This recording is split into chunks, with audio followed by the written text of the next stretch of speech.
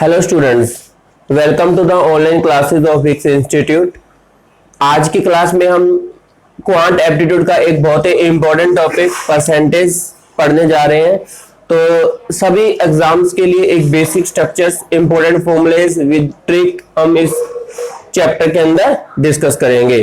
Okay, तो now सबसे पहले परसेंटेज दैट मीन्स प्रतिशत क्या होता है, तो इसके बारे में देखते हैं। गिवन वैल्यूज, हमें एक वैल्यूज गिवन है, उसको परसेंटेज और उसको कॉरस्पॉन्डिंग न्यूमेरिक वैल्यू के अंदर चेंज करना है। तो जैसे 100% है, 100% का न्यूमेरिक वैल्यू के अंदर मतलब होता है 1। 50% है, यदि हम बोले कि 50% इसका मतलब है हाफ है। 25% का मतलब है 1/4, चौथा हिस्सा है। 20%, 100 से 20 कैसे बना है? 5 से डिवाइड करने पे, तो 1 को भी 5 से डिवाइड कर दो। 10%, 100 से 10% कैसे बना है? 10 से डिवाइड करने पे, तो 1 को भी 10 से डिवाइड कर दो। 5%, 100 से 5 कैसे बना? 20 से डिवाइड करने पे, इसका मतलब इसको भी 1/20 लिख दो। ओके, तो यहां पर भी आपको 20% न्यूमेरिक 20% दे रखा होगा, तो आपको एक कोई वैल्यू गिवन होगी, तो उसके कॉरस्पॉन्डिंग आपको कुछ भी आगे अमाउंट कैलकुलेट करना होगा, उसका रेशियो कैलकुलेट करना होगा, तो आप 20% की जगह 1/5 को यूज करके जो है अमाउंट कैलकुलेट कर सकते हो। यदि 33 1/3% गिवन होगा, तो इसका मतलब भाई ये 100 का 1/3 पार्ट है, तो इसे क्या बोलेंगे? 1/3। इसका डबल ये है, इसका ये डबल है ना, तो इसका मतलब है इसको डबल कर दो, 2/3। इस तरीके से आप जो है कितने भी परसेंटेज में वैल्यू गिवन हो, आप उसके कॉरस्पॉन्डिंग वैल्यू बना सकते हो। ठीक है, तो ये परसेंटेज के कॉरस्पॉन्डिंग न्यूमेरिक वैल्यू को कैसे यूज करना है उसके बारे में है। ओके, अब सबसे पहले हम जैसे मान लीजिए हमें 5% गिवन है, ठीक है, तो हमें ये डायरेक्ट याद रहता है तो ठीक है, अदरवाइज हम इसको ऐसे भी याद रख सकते हैं। 5 है, जहां भी परसेंटेज का निशान है उसको हटाने के लिए 100 से डिवाइड कर दो या 1/100 से मल्टीप्लाई कर दो। तो ये कितना होगा? ये 1/20। यही हमने यहाँ पे कैलकुलेट किया है। ठीक है, जैसे मान लीजिए हमें यहाँ पे दे रखा है 5 को जो है परसेंटेज में कन्वर्ट करो। 5 वैल्यू है, परसेंटेज में किसके इक्विवेलेंट है? तो जब आप किसी न्यूमेरिक वैल्यू को परसेंटेज में कन्वर्ट करना होगा, तो हमें 100 से मल्टीप्लाई करना होगा। तो दिस इज 500%। और वैसे भी आपको पता है 1 की वैल्यू 100% है, तो ऑब्वियस है 5 की वैल्यू 500% होगी। ठीक है, तो कहने का मतलब है यदि कोई भी न्यूमेरिक वैल्यू दे रखी हो, परसेंटेज में कन्वर्ट होना, तो 100 से मल्टीप्लाई करना है, और कोई भी वैल्यू परसेंटेज में गिवन है तो 100 से डिवाइड करना है, या फिर 1/100 से मल्टीप्लाई करना है। ओके, तो इसके अकॉर्डिंगली हम इन वैल्यूज को जहां भी हमें जरूरत पड़ेगी वहां पर यूज करेंगे। ओके, तो अब हम सबसे पहले शुरुआत करते हैं कुछ इंपॉर्टेंट से ट्रिक के साथ, जहां पे बहुत इंपॉर्टेंट ट्रिक है, वो एग्जाम में आती है और उसको मैथमेटिक्स में बहुत सारा यूज भी करते हैं। ठीक, तो सबसे पहला है, एक छोटी सी ट्रिक लिखता हूं, जैसे कि आपको गिवन है, इक्वेशन के माध्यम से देखते हैं। If the salary of A is first increase by 20%। मान लीजिए कोई व्यक्ति है जिसका नाम ए है, वो कहीं पे जॉब कर रहा है, तो उसकी परफॉर्मेंस को देखते हुए जो उसके सीनियर ऑफिसर्स हैं, जो डायरेक्टर और चेयरमैन है, उन्होंने उस व्यक्ति की सैलरी में 20% इंक्रीमेंट कर दिया। 20% इंक्रीमेंट कर दिया। उसके बाद उसकी लगातार परफॉर्मेंस को देखते हुए नेक्स्ट 10% और इंक्रीमेंट हो गया। ठीक है, तो उससे पूछा कि इनिशियली सैलरी पर जो है नेट कितने परसेंट इंक्रीमेंट हुआ। तो आपको डायरेक्ट नहीं जोड़ना है कि 20 + 10 30%, नहीं, ऐसा नहीं है। आपको एक ट्रिक अप्लाई करनी है जो मेरे सामने बोर्ड पे लिखी है, x + y + xy 100। तो देखो x पहला वेरिएबल है, उसको 20 ले लिया, सेकंड वेरिएबल y को 10 ले लिया, प्लस में 20 × 10/100। इससे ये कैंसिल, इससे ये कैंसिल, तो ये कितना आ गया? 30 प्लस में 2, दैट मीन्स 32%। तो net increase in the salary कितनी आ गई? 32% आ गई। ओके, तो इस टाइप की क्वेश्चन है। मान लीजिए हमारे पास एक क्वेश्चन और है। मान लो कि हमें क्वेश्चन दिया हुआ है कि मार्केट के अंदर, इन market the price of sugar first increase bye 10%। पहले मार्केट में शुगर के प्राइस क्या हो जाते हैं, 10% इंक्रीमेंट हो जाते हैं, एंड देन अगेन इंक्रीज को मैं ऐसे अपर एरो से रिप्रेजेंट कर रहा हूं, इंक्रीज बाय 10%, दोबारा से फिर कितने परसेंट इंक्रीमेंट हो रहे हैं, then 10%, then net increment, then increment in percentage बताना है आपको कितना होगा। तो सेम फॉर्मूला, चाहे किसी चीज के प्राइस बढ़ रहे हो, चाहे किसी व्यक्ति की सैलरी बढ़ रही हो, तो भी आपको सेम यही फॉर्मूला लगा देना है। तो यहां पे हम क्या लिखेंगे, सेम यही फॉर्मूला, पहले x plus Y plus X Y upon 100 होगा, पहले x के लिए 10 है, अगेन फिर 10 है, तो आप दोनों बार क्या पुट कर दोगे, 10 ही पुट कर दोगे। ओके, तो ये आपका क्या आ जाएगा, तो 10 10 20, इस 0 से 0, इस 0 से तो प्लस में 1, तो दैट इज 21%। तो इस टाइप से आपको क्वेश्चनों को सॉल्व आउट करना है। ओके, तो चाहे किसी पर्सन की सैलरी में इंक्रीमेंट हो रहा हो और चाहे किसी के प्राइस में इंक्रीमेंट हो रहा हो, आपके लिए ये सेम ही फॉर्मूला रहेगा। ओके, अब यदि मान लीजिए नेक्स्ट क्वेश्चन की बात करता हूं कि यहां पे दोनों इंक्रीमेंट है, वहां पे किसी एक जगह हमें इंक्रीमेंट दे रखा हो और दूसरी जगह क्या हो रखा, वैल्यू डिक्रीज हो रही हो, तब हम उस कंसेप्ट उस वाले क्वेश्चन में इस फॉर्मूले को कैसे अप्लाई करेंगे उसको देखते हैं जरा। ओके, अब देख लीजिए, मान लीजिए कि फर्स्ट ये मैंगोज के price, the price of mangoes, equation number next third है, the price of mangoes in the market first increase by 20% and then decrease by 20%. Then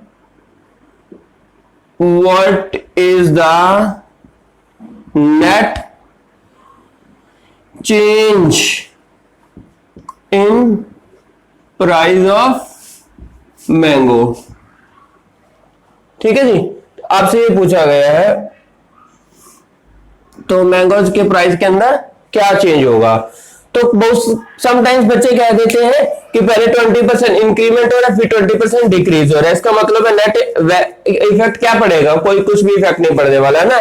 तो ऐसा नहीं है, आप इस फॉर्मूले को अप्लाई करोगे, again x plus Y upon 100, जहां जहां पर वैल्यू इंक्रीज हो रही है वहां पे आप प्लस 20 पुट कर दोगे, और जहां पे वैल्यू डिक्रीज हो रही है तो वहां पे माइनस साइन पुट करोगे, प्लस में x के लिए प्लस 20 और y के लिए माइनस का 20 अपॉन में 100।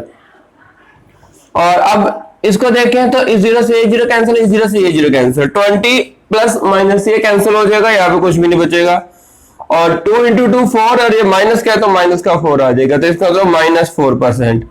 तो नेगेटिव साइन क्या इंडिकेट करता है, नेगेटिव साइन क्या इंडिकेट करता है, नेगेटिव साइन ये चीज इंडिकेट करता है कि जो net price of the mango decreases, तो नेट 4% डिक्रीजेस, डिक्रीज को मैं डाउनवर्ड एरो से रिप्रेजेंट कर रहा हूं। ओके, तो कहने का मतलब है आप लोगों को ना x plus Y plus X Y upon 100 ही फॉर्मूला अप्लाई करना है, जहां जहां पे किसी की वैल्यू इंक्रीज हो रही हो इसका मतलब है उस वैल्यू को आपको प्लस यूज करना है, और जहां किसी चीज के प्राइस या वैल्यू या किसी की सैलरी डिक्रीज हो रही है वहां पर उस वेरिएबल को आपको क्या कंसीडर कर लेना है, माइनस कंसीडर कर लेना है। क्लियर है ना। अब देखो आगे देखते हैं, यदि हमारे पास एक ऐसा क्वेश्चन आ जाए जहां पर 2% की बजाय जो 3% में वैल्यू गिवन हो, जैसे कि मान लीजिए price of the apple in the market is first increase by 20%, then again 10% and then again 5%, इस टाइप का क्वेश्चन हो तो इसको मैं कैसे सोल्व करूंगा। तो जैसे मान लीजिए मैं एप्पल की प्राइस है वो मार्केट में पहले 20% इंक्रीमेंट हो रहे हैं और देन फिर 10% इंक्रीमेंट हो रहे हैं और देन फिर 5% इंक्रीमेंट हो रहे हैं। तो यहां पे हमारे पास सिर्फ दो ही वेरिएबल है, लेकिन जो क्वेश्चन में गिवन है वो 3% की वैल्यू गिवन है। तो इसको सॉल्व आउट कैसे करेंगे? इसको सॉल्व आउट करने के लिए सबसे पहले हम इन दो को लेंगे और ये फॉर्मूला अप्लाई करेंगे। अगेन फॉर्मूला अप्लाई करेंगे तो क्या आएगा, एक्स की वैल्यू 20 प्लस वाई की वैल्यू इंक्रीमेंट है ना, तो प्लस ही लेना है आपको। ये 0 से कैंसिल होगा तो कितना आ गया, 32%। ओके, अब जो इन दोनों की इक्विवेलेंट वैल्यू आई है उसको और नेक्स्ट जो बची हुई है उन दोनों को एक साथ कंसीडर कीजिए, अगेन वही फॉर्मूला अप्लाई कीजिए। तो अगेन फॉर्मूला अप्लाई करेंगे तो यहाँ पे एक्स की वैल्यू तो आप क्या पुट करोगे 32, प्लस में वाई के लिए क्या पुट करोगे 5 जो बची हुई है, प्लस में 32 इंटू 5 अपॉन में 100, तो ये कितना आ गया 37 प्लस। जब आप इसको सोल्व आउट करोगे तो आप इसको कैंसिल करने की बजाय डायरेक्ट मल्टीप्लाई कर दीजिए। जब डिनोमिनेटर में एक single zero, double zero, triple zero हो तो आप उसको डायरेक्ट मल्टीप्लाई कर दीजिए। 5 दूनी 10, 1 और 5 से 15 16, जीरो से zero cancel, 37 plus 1.6 that means 38.6%। Okay, अब करना है। ओके, अब देखते हैं एक क्वेश्चन और। अब आपको क्या दे रखा है कि कोई व्यक्ति है किसी कंपनी में जॉब कर रहा है, तो उसकी सैलरी पहले 20% इंक्रीमेंट हो गई, फिर 10% डिक्रीज हो गई, फिर 5% इंक्रीज हो गई। तो इस वाले में आप क्या फंडा यूज करोगे? इस वाले में देखो हमें सिंपल सा फंडा यूज करना है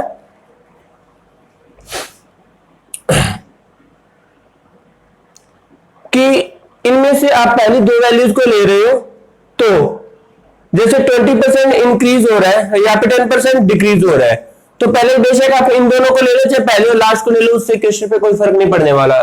क्लियर है ना? अब देखो इन दोनों को कंसीडर करते हैं, 20% 10%। ये 20% आपको क्या वैल्यू लेनी है, इंक्रीमेंट है तो पॉजिटिव वैल्यू लेनी है, और दूसरी वैल्यू क्या लेनी है, नेगेटिव वैल्यूज लेनी है। ओके, तो देखो यहाँ पे 20 में पॉजिटिव ले लेता हूं, ठीक, प्लस फॉर्मूले वाला है y की वैल्यू -10 लेनी है मुझे, ठीक है, तो y की वैल्यू मुझे क्या लेनी है, माइनस की 10। ओके, फिर प्लस x की वैल्यू कितनी है, x की वैल्यू है 20 इंटू y की वैल्यू कितनी है, माइनस का 10 अपॉन में 100। इस जीरो से ये जीरो कैंसिल, इस जीरो से ये जीरो कैंसिल, यह की 10 और -2 8%। साइन का ध्यान रखना है,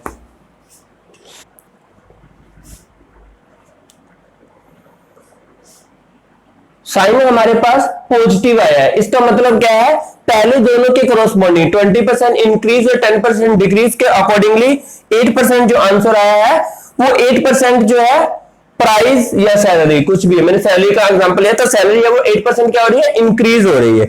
अब देखिए जरा, अब इन दोनों की कॉरस्पॉन्डिंग वैल्यू हमने कैलकुलेट कर ली, अब इसको उस वाले के साथ देखते हैं। फिर 8 वो इंक्रीज हो रही है तो अब इसको प्लस ही लेना है, +5 प्लस 8 इंटू 5 अपॉन में 100।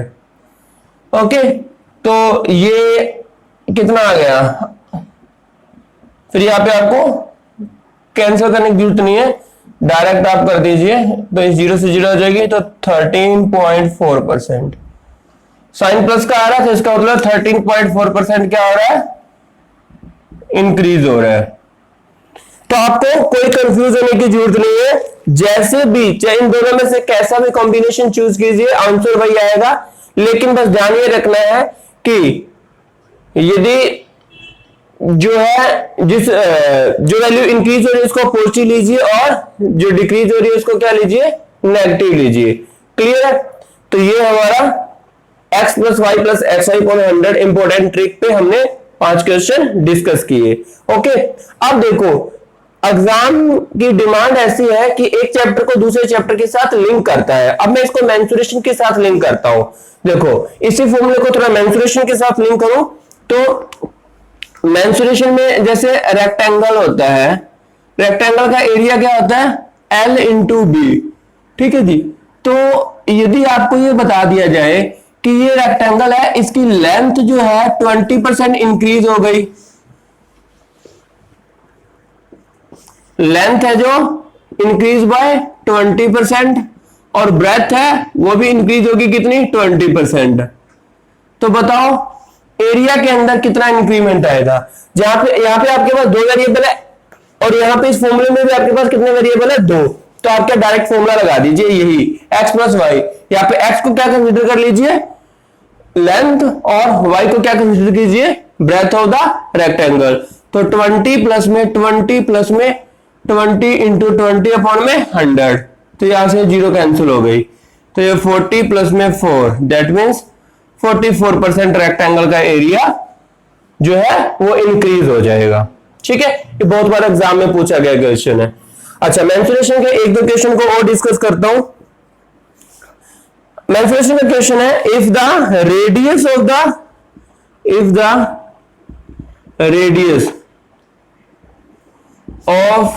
The circle is increase by 10%, यदि किसी सर्कल की जो रेडियस है वो 10% क्या हो जाए इंक्रीज हो जाए, तो then is what is the percentage increase. बहुत इंपॉर्टेंट क्वेश्चन है, ये एसएससी में पूछा गया है। Then what is the percentage increase in the first one area और सेकंड वन पेरीमीटर। बहुत इंपॉर्टेंट क्वेश्चन है। जिन बच्चों ने ध्यान से सुना एग्जाम में 2 ही सेकंड लगेंगे, बस कंप्यूटर पे क्लिक करने वाला ही समय वेस्ट होगा। जिन बच्चों को कॉन्सेप्ट क्लियर नहीं हुआ, ट्रिक को ध्यान से नहीं समझा, वो कैलकुलेशन करेंगे। देखो इस क्वेश्चन को मैं कैसे सॉल्व करूंगा। तो सबसे पहले मैं यदि इसके पेरीमीटर पहला सेकंड वाले पार्ट को सॉल्व करता हूं, पेरीमीटर। तो पेरीमीटर का फॉर्मूला क्या होता है, सर्कल के केस में हम पेरीमीटर को सर्कमफ्रेंस बोलते हैं। ठीक है, समटाइम्स क्वेश्चन में पेरीमीटर भी लिखा होता है, इसलिए मैंने पेरीमीटर मेंशन कर दिया, अदरवाइज सर्कल की सर्कमफ्रेंस ही होती है। हिंदी भाषा में बोलते हैं परिधि, वैसे पेरीमीटर को क्या बोलते हैं परिमाप। ओके, सर्कमफ्रेंस को बोलते हैं पेरीमीटर, परिधि।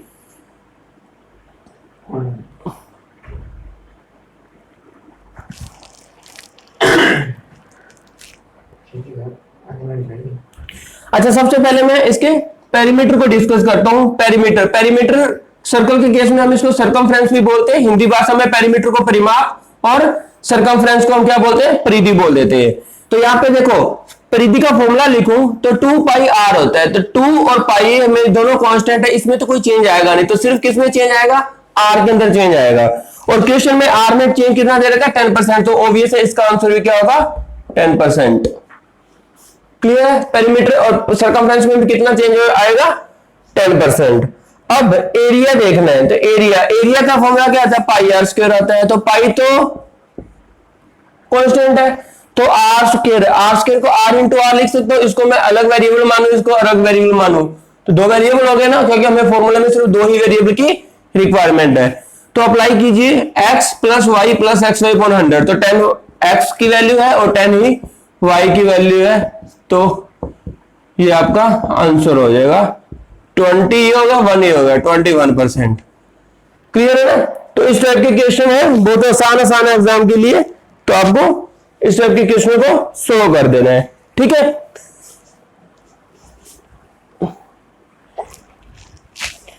तो इस वाले लेक्चर के अंदर हमें x plus Y plus X Y upon 100 के ऊपर बेस्ड सारे क्वेश्चन क्लियर हो गए। चाहे किसी की एज, चाहे किसी व्यक्ति की सैलरी, चाहे मार्केट में किसी चीज के प्राइस बढ़ रहे हो कम हो रहे हो, तो हमें ये ट्रिक अप्लाई करनी है। मेंसुरेशन के अंदर रेक्टेंगल का एरिया हो, स्क्वायर का एरिया हो, किसी ट्रायंगल का एरिया हो, या फिर